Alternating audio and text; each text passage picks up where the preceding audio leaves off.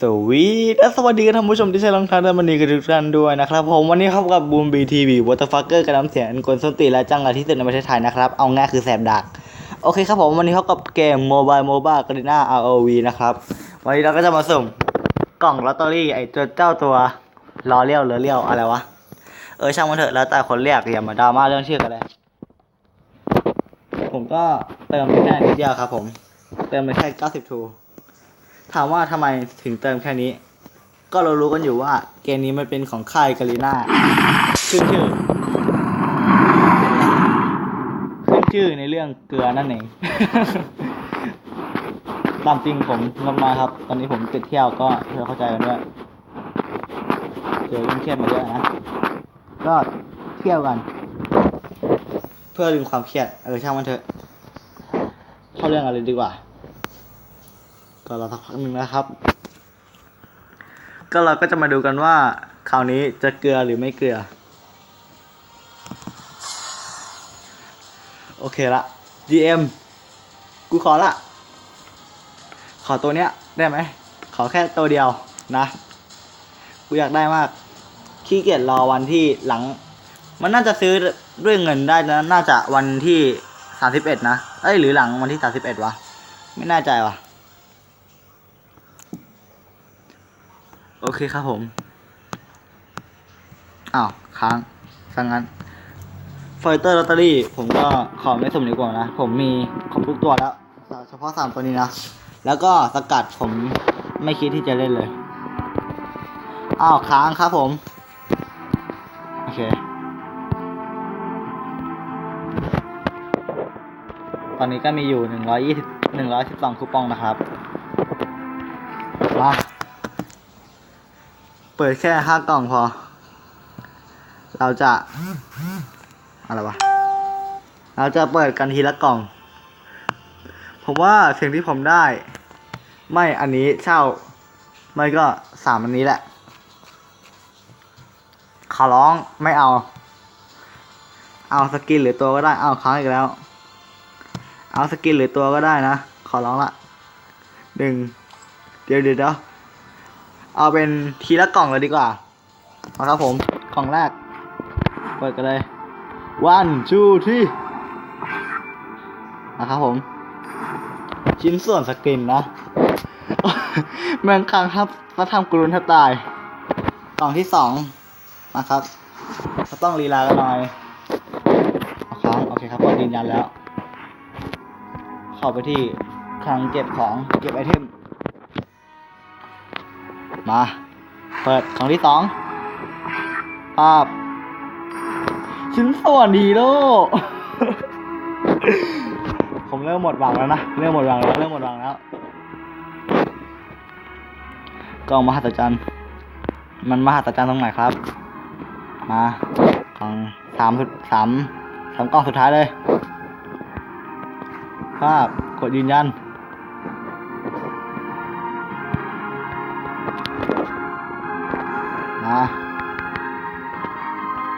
มีสูตร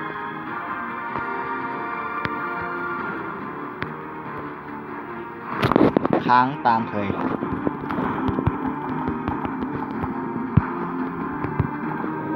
ผมไปที่ตรงนี้กล่องแรกผ่านไปกล่อง2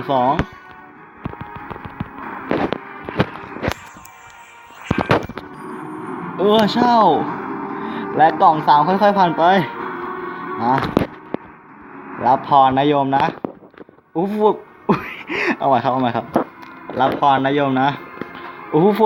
ยอันจะช่วยเยอะเวมุนเมมโอชาช่างมันเถอะมากล่องสุดท้ายจะเป็นยังไง3 2 1ภาพพังเกลืออีกแล้วครับกู ชิ้นส่วนสกินโอ้โหเพิ่งเอาไปแลกสกินบัตรมาเมื่อไม่นานนี้เองนะครับกดผิดว่าจะช่างมันเถอะก็ช่วยแอดกันมาหน่อยนะครับชื่อตามนี้เลยส่วนแรงก็เพิ่งซิลเวอร์ กำลังหาทีมมาช่วยดันแรงอ่ะ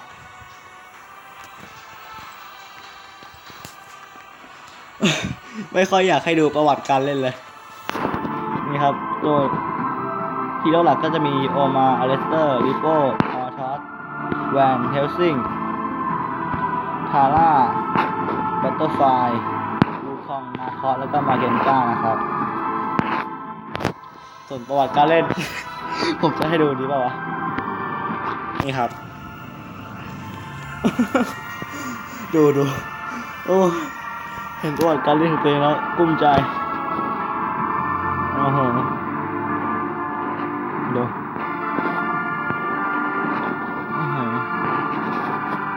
อันนี้ก็แข่ง1-1นะค้าง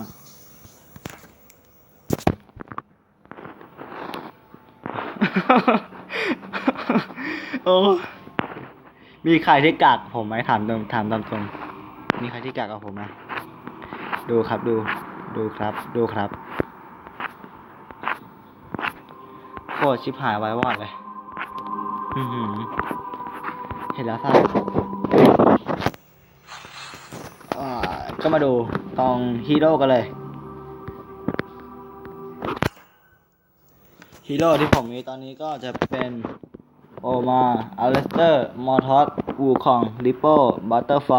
นาคอสทาร่าแวนเฮลซิงมาแกนก้านาตาย่ามาลอดมีนาเฟนิกกาลีคิสซี่กิลเดอร์เซฟิสวีล่าแล้วก็ซานิสและอีกตัวหนึ่งคือเตี่ยวเซียนนะครับผม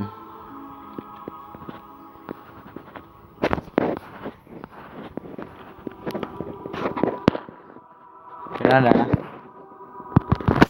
เขาถามตามตรงนะระหว่างมอร์ทอส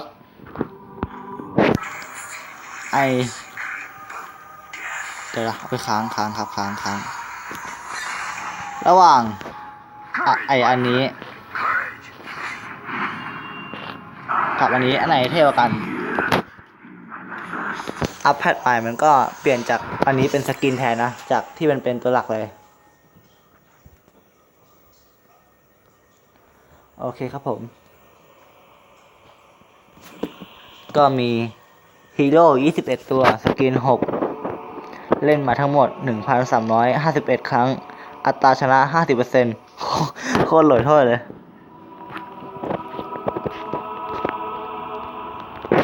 ก็อยากจะแนะนำนะครับที่เขาเปลี่ยนมาใหม่นี่ครับพวกชิ้นส่วนฮีโร่กับชิ้นส่วนสกินอ่ะ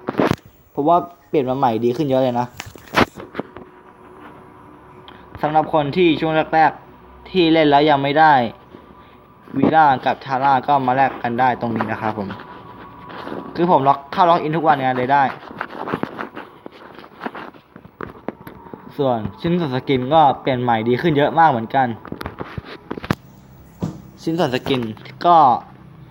มีของเคสมอร์ทอสเตี่ยวเซียนเฟนิกบัตเตอร์ไฟแล้วก็ยอนนะครับที่ผมอยากได้มากสุดก็น่าจะเป็นเตี่ยวเซียนไม่น่าจะหรอกอยากได้เลย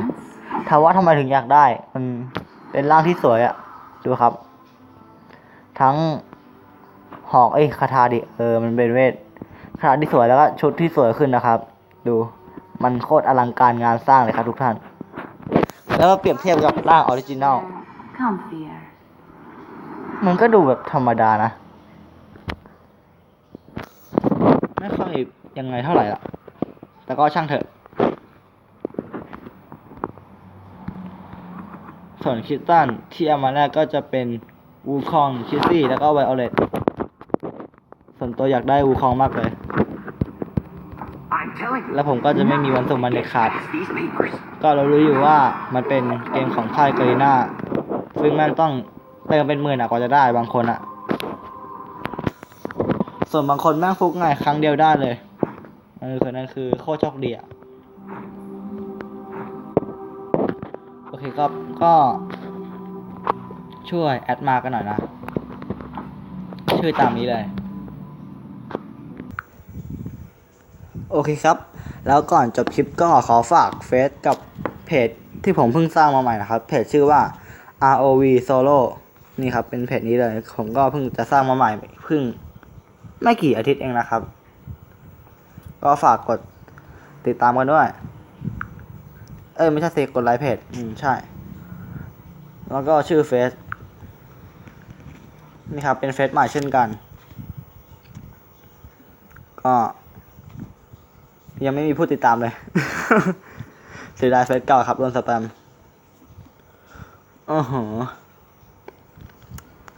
เปิดมาดู เปิดมาดูแล้วถึงกับเศร้าเลยครับโลด2 อัน